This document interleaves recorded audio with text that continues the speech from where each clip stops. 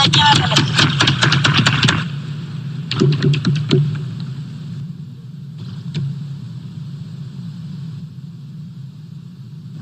గౌరవనీయులైన అధ్యక్షుల వారికి నా నమస్కారములు. అధ్యక్ష, ప్లాస్టిక్ మన శత్రువు అని మనందరికీ తెలుసు, కానీ దాన్ని ఎలా ఎదుర్కోవాలో తెలియదు. ఈ బిల్లులో ప్లాస్టిక్ పెట్రోల్ టీం పెట్టడం చాలా మంచి ఆలోచన. పిల్లలే పోలీసులు అయితే పెద్దలు తప్పు చేయడానికి భయపడతారు.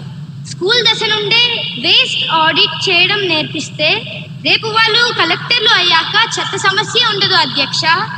ఇది భవిష్యత్తును నిర్మించే చట్టం అధ్యక్ష.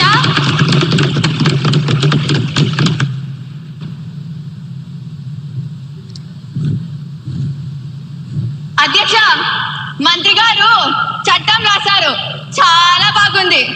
పేపర్ మీద అక్షరాలు పచ్చగా ఉన్నాయి, కానీ స్కూల్ గ్రౌండ్ పరిస్థితి ఏంటి అధ్యక్ష? ప్రతి విద్యార్థి ఒక చెట్టు నాటాలి అని రూల్ పెట్టారు. సార్, ప్రభుత్వ బడుల్లో పిల్లలు కూర్చోడానికే బెంచీలు, ఇక చెట్టు నాటడానికి స్థానం అధ్యక్ష. ఆపోజిషన్ లీడర్ గారిని కంప్లీట్ చేయవలసిందిగా కోరుతున్నాను. దయచేసి అందరూ మీ స్థానాల్లో కూర్చోవాలి. సరే అధ్యక్ష. ఉద్దేశం ఏంటి అధ్యక్ష? పిల్లలు చెట్లు నాటడానికి స్లాబ్ మీద ఎక్కమంటారా అధ్యక్ష? లేక వాళ్ళ స్కూల్ బ్యాగుల్లోనే మట్టి కోసం వేయమంటారా అధ్యక్ష? నగరాల్లో ఉన్న స్కూళ్ళల్లో ప్లే గ్రౌండ్ లేదు, పార్కింగ్ లేదు. అక్కడ చెట్లు నాటితే మొక్కలకు నీళ్ళు ఎక్కడి నుంచి వస్తాయి అధ్యక్ష? వాటర్ బాటిల్ తెచ్చుకోవడానికే కష్టంగా ఉంటే మొక్కలకు నీళ్ళు ఎక్కడి నుంచి తెస్తారు అధ్యక్ష?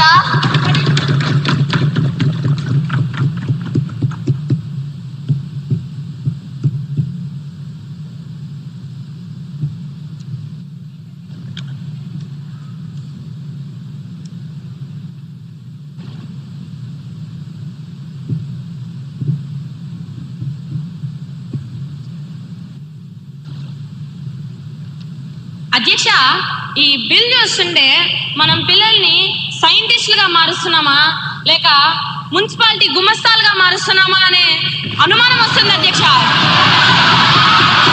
సైలెన్స్. దయచేసి అందరూ డెకోరం ని మెయింటైన్ చేస్తూ సభా గౌరవాన్ని కాపాడండి. దయచేసి మీ స్థానాల్లో కూర్చోండి. సెక్షన్ 39 ప్రకారం పిల్లలు లీక్ మరియు పవర్ లాగ్ బుక్ మెయింటైన్ చేయాలట. సెక్షన్ 29 ప్రకారం ప్రీ రిజిస్టర్ రాయాలట. వారానికి ఒకసారి క్లీన్లీనెస్ కెప్టెన్ గా మారాలట.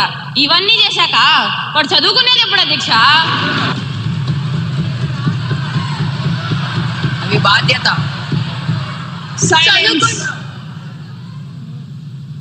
హోంవర్క్ రాసే టైంలో చెత్త లెక్కలు రాసుకోవాలి అధ్యక్ష. ఇప్పటికే పుస్తకాల బరువుతో పిల్లల నడుములు విరిగిపోతుంటే ఇప్పుడు ఈ పర్యావరణ రికార్డుల బరువు కూడా వాళ్ళ నెత్తి మీద పెడతారా అధ్యక్ష? స్కూల్ అంటే చదువుకునే దేవాలయం అధ్యక్ష, మున్సిపాలిటీ ఆఫీస్ కాదు.